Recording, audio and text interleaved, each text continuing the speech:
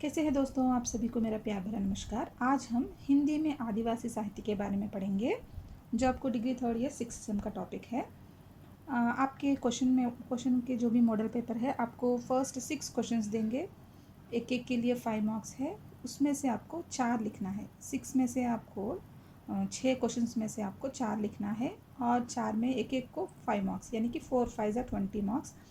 फिर उसके बाद खंड खा में आपको 7th 8th 9th 10 ये 4 क्वेश्चंस में आपको ऑल्टरनेट यानी कि 2 प्रश्न दिया जाएगा। 2 में से आपको एक को चुन के लिखना है।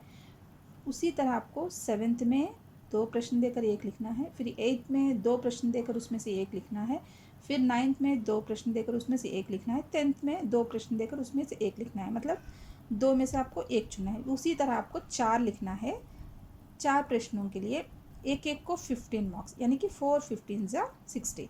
ये 60 और ऊपर 20, पूरे 80 मार्क्स का आपको पेपर है।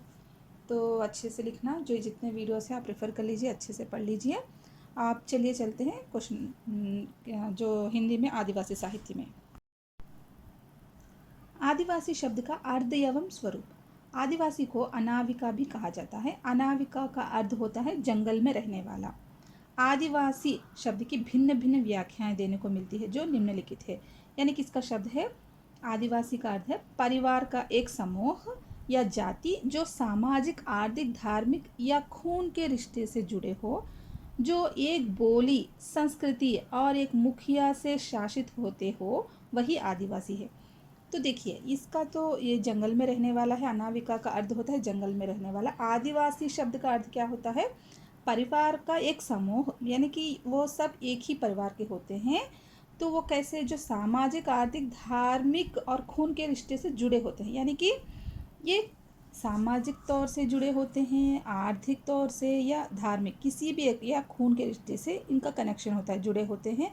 जो ये इनकी एक बोली होती है, अलग बोली होती है, इनकी एक अलग संस्कृति होती है, और इन सभी को एक मुखिया होता है जो उनको शासित हो, मतलब उनको शासित करता है, यानी कि उनको एक वे दिखाता है, जीने का एक रास्ता दिखाता है, उनको किस तरह रहना है, ये सब इनको सिखाता है। इनको कहते हैं मुखिया। पाश्चात्य विद्वान रिवर्स ने कहा है कि यह एक साधारण प्रकार का सामाजिक समूह है, जिसके सदस्य एक सामान्य बोली का प्रयोग करते हैं तथा युद्ध आदि जैसे सामान्य उद्देश्यों के लिए सम्मिलित रूप से कार्य करते हैं। तो इन हमारे जो भी वेस्टर्न जो भी स्कॉलर है, इन्होंने रिवर्स ने एक डेफिनेशन देते हुए कहा है कि यह एक साधारण प्रकार का सामाजिक समूह है, कि एक सोशल कम्युनिटी है इनका, इनका एक ग्रुप है। तो ये कैसे? ये जिसके सदस्य एक सामान्य बोली का प्रयोग करते हैं, मतलब इनकी एक बोली होती है, सामान्य बोली, और ये युद्ध आदि जैसे समय में ये एकत्र होते हैं, मतलब ये सामान्य उद्देश्यों के लिए सम्मिलित होकर लड़ते हैं, मतलब अपना कार्य करते हैं। भारतीय संस्कृति कोश में आदिवासी शब्द का अर्थ है ऐसे निवासी जो किसी क्षेत्र के मूल निवासी हो, और ऐसे निवासी जो प्राचीनतम निवासी हो। तो हमारे जो संस्कृति, भारतीय संस्कृति कोश में इसका अर्थ है कि ये ऐसे निवासी है, किसी एक विशिष्ट क्षेत्र के मूल निवासी होते हैं, और जो निवासी ये प्राचीनतम निवासी, यानी कि बहुत पुराने आचार विचार रखते हैं, तो इनको प्राचीनतम निवासी, यानी कि हमारे भारतीय संस्कृति कोश में इसका अर्थ, इसका जो भी परिभाषा है, इस तरह है। और नालंदा विशाल शब्द सागर में लिखा है, मूल निवासी किसी प्रदेश या राज्य के मूल निवासी, यानी कि किसी विशिष्ट क्षेत्र के एक मूल निवासी है। तो इस तरह नालंदा विशाल शब्द सागर में इसकी परिभाषा दी गई है। आदिवासी की कौन सी विशेषताएं, यानी कि इनको कैसे पहचानते हैं, इनकी विशेषताएं क्या है, देखेंगे। आदिवासी परिवारों का समूह है। प्रत्येक आदिवासी की अपनी एक भाषा होती है। आदिवासी, इनके अलग अलग परिवार होते हैं और परिवारों का समूह है, इनकी अलग भाषा होती है। प्रत्येक आदिवासी की अपनी एक संस्कृति होती है, मतलब इनकी जो भी रीति रिवाज है, आचार विचार सब अलग होते हैं, इनकी संस्कृति अलग रहती है। गोत्र, अतः विवाह समूहों की विशिष्टता होती है, इनके भी अलग गोत्र होते हैं, विवाह समूहों की विशिष्टता, प्रत्येकता होती है। स्वतंत्र सुरक्षात्मक संगठन होता है, मतलब इनकी भी उनकी ओर से सुरक्षात्मक संगठन होता है, एक समूह होता है। स्वतंत्र राजनैतिक संगठन होता है, जिसमें मुखिया सर्वोच्च होता है, मतलब इनकी भी राजनीतिक संगठन, मतलब संगठन यानी कि एक ग्रुप की तरह है, और इसका भी एक मुखिया होता है जो उनको शासित करता है, मतलब उनको सब बोलता रहता है कि किस तरह रहना है, कैसे, मतलब कुछ समस्या आने पर किस तरह हमें काम काम करना है। प्रत्येक आदिवासी का एक नाम होता है, हर एक आदमी का एक नाम होता है। आदिवासी अनुभूति की प्राधान्यता को महत्व दिया जाता है। ये जंगल और पहाड़ों में रहते हैं।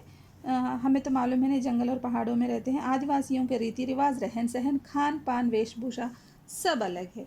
मतलब इनको इसी से हम पहचानते हैं, इनके रीति रिवाज से, रहन सहन से, खान पान, वेशभूषा से हम पहचानते हैं कि ये आदिवासी है। आदिवासी साहित्य की परिभाषाएं। आदिवासी साहित्य में उनका धर्म, परंपरा, रूढ़ी, रीति रिवाज, विवाह संस्था, जात पंचायत, त्योहार, उत्सव, उनके जीवन में जो दारिद्र्य है उनका चित्रण किया जाता है। यानी कि साहित्य यानी लिटरेचर, साहित्य यानी कि समाज का दर्पण है, यानी कि समाज में जो चल रहा है उसको हम साहित्य में लिखते हैं, है ना। आदिवासी साहित्य भी वैसा ही है। आदिवासी साहित्य में उनसे संबंधित आदिवासी के, उनकी जीवन परंपरा, उनके धर्म, उनके रीति रिवाज, उनकी रूढ़ियाँ, उनकी जात पंचायत, उनके उत्सव, त्योहार, उनके जीवन विधान के बारे में हम साहित्य में लिखते हैं। इसी को हम आदिवासी साहित्य कहते हैं। उसी का चित्रण हम उनके आदिवासी साहित्य में किया जाता है। इसकी कुछ परिभाषाएं। आदिवासियों द्वारा आदिवासी जीवन पर आधारित साहित्य को ही आदिवासी साहित्य कहा जाता है। इसमें अनुभूति की प्राधान्यता को महत्व दिया जाता है। अनुभूति यानी कि उनकी जो भी उनके पेन जो भी है, उनके फीलिंग्स जो भी है, उसको फील करके हम लिखते हैं साहित्य में।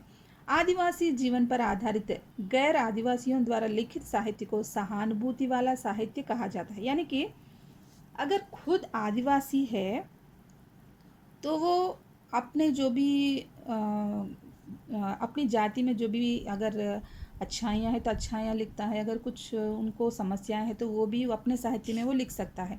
अगर खुद अपने वो आदिवासी खुद का अगर लिखता है तो वो अलग बात है। अगर आदिवासी जीवन पर कुछ जो सामान्य आदमी, मतलब गैर आदिवासी जो सामान्य आदमी, उन पर साहित्य लिखता है तो उसको सहानुभूति वाला साहित्य कहा जाता है। आदिवासी साहित्य किसे कहना चाहिए, अगर इसको परिभाषा देंगे तो श्री लक्ष्मण डब्ल्यू ढोपले ने इस तरह कहा है। इनके अनुसार आदिवासियों की व्यथा, वेदना, आनंद जिसमें प्रकट होता हो वही आदिवासी साहित्य है। देखिए इन्होंने कितना अच्छा बताया है कि उनके जीवन विधान में जो व्यथा, व्यथा यानी कि पेन है, जो वेदना, उनकी जो भी हालत है, जो भी अंदर की दर्द जो भी है, आनंद मतलब खुशियाँ है, जो प्रकट होता हो, जिसमें प्रकट होता हो, उसी को वही आदिवासी साहित्य है ना। हमने पहले ही डिस्कस किया था कि साहित्य यानी कि समाज का दर्पण है। यहाँ पर आदिवासी साहित्य यानी उनके समाज में होने वाले जो भी व्यथा, वेदना, आनंद को हम लिखते हैं, तो उसी को हम उपन्यासों में, जो भी नाटकों में लिखकर आदिवासी साहित्य हम लिखते हैं, है ना।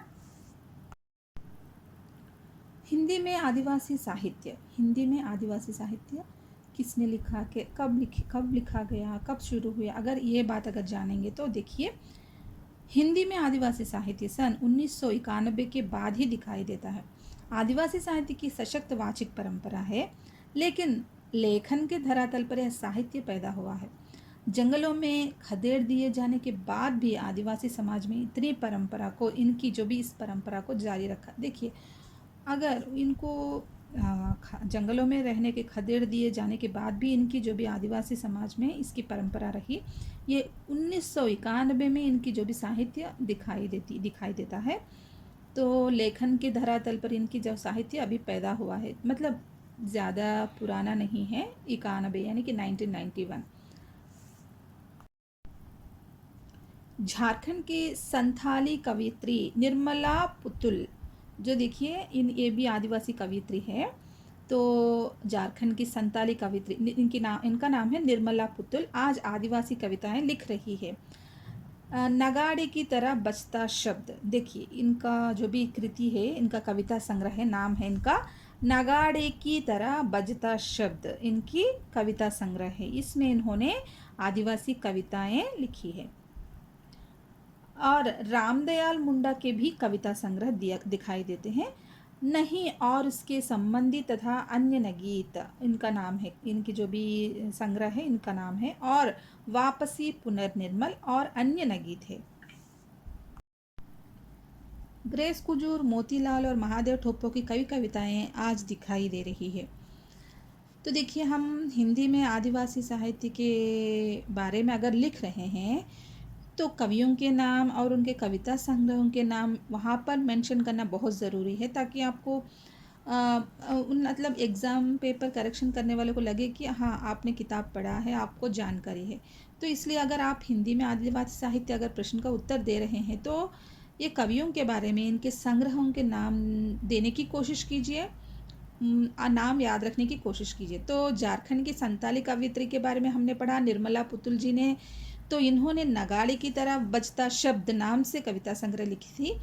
फिर रामदयाल मुंडा ने भी अपनी कविता संग्रह नहीं और उसके संबंधी तथा अन्य नगीत और वापसी, पुनर्निर्मल, तो इनके जो भी संग्रह है तो इन्होंने लिखा है। फिर यहाँ पर ग्रेस कुजूर, मोतीलाल और महादेव ठोप्पो की भी कई कविताएं आज दिखाई दे रही है, तो इनके नाम मेंशन कीजिए। और निर्मला पुतुल जी का जो भी कविता संग्रह मेंशन कीजिए, आप पर इम्प्रेशन जमेगा। और भी आदिवासी साहित्य देखिए, 8वें दशक में दिखाई देते हैं हमें। 8वें दशक में वाल्टर भेंगरा ने झारखंड आंचल और वहाँ के जीवन को केंद्र में रखकर, मतलब झारखंड के क्षेत्र को, वहाँ के जो भी जगह के जगह पर इन्होंने वहाँ का केंद्र, जगह को केंद्र बनाकर इन्होंने सुबह की शाम उपन्यास लिखा है, जो आदिवासियों के द्वारा लिखा गया पहला हिंदी उपन्यास है। आप ये याद रख लीजिए, आदिवासियों के द्वारा लिखा गया पहला हिंदी उपन्यास, यानी कि इसका नाम है सुबह की शाम। ये उपन्यास है, पहला उपन्यास। तो ये झारखंड के क्षेत्र को केंद्र बनाकर लिखा गया है।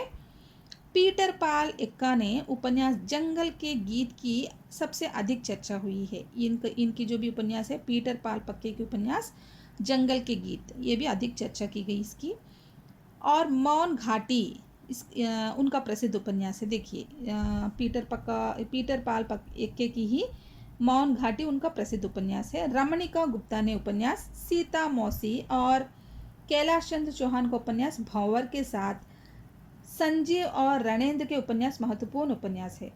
तो यहाँ पर इनके भी नाम आपको मेंशन करना ज़रूरी है, कोशिश कीजिए। रमणिका गुप्ता के उपन्यास सीता मौसी और कैलाश चंद्र चौहान का उपन्यास भंवर के साथ संजीव और रणेंद्र के उपन्यास भी महत्वपूर्ण है। हरिराम मीणा के उपन्यास धूनी तपे तीर भी काफ़ी चर्चित है, ये भी बहुत महत्वपूर्ण उपन्यास है। तो जितना हो सके आप उपन्यासों के नाम आंसर में लिखने की कोशिश कीजिए और कवियों के नाम मेंशन कीजिए, और अगर हो सके तो पेंसिल से अंडरलाइन भी कीजिए उनके नाम, कोटेशन, सिंगल कोटेशन में लिखकर कविताओं के नाम, उपन्यासों के नाम और कवियों के नाम सिंगल कोटेशन में मेंशन कीजिए। पेंसिल से अगर अंडरलाइन करें तो बहुत अच्छे से आपको मार्क्स आएंगे। धन्यवाद, ऑल द बेस्ट। आपको अच्छे से एग्ज़ाम लिखना। आप सभी को all the best, good luck.